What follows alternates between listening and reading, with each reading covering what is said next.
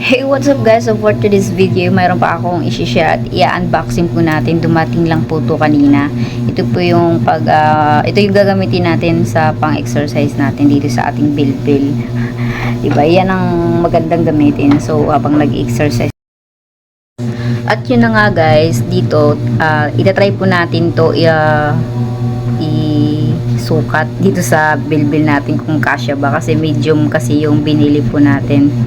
So nakita ko naman dyan na sakto pala sa akin, so sinukat na natin. Ayan, bali yung sakto pala sa akin, katulad ng size ng ano ko, ng katawan ko ay sakto pala sa akin yung medium.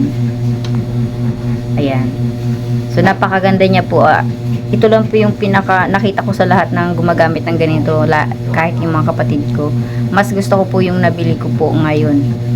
Napaka legit at napakamura lang, pero napakagandang gamit. Napakaganda siyang gamitin. Ayan, makikita nyo naman sa video na nagustuhan ko talaga siya guys. Nakaka-sexy. Nakaka-sexy po siya. Ayan. At yun na nga guys, sa mga gustong mag-check out nito, ilalagay ko po yung yellow basket ng aking nabili dahil super legit po to.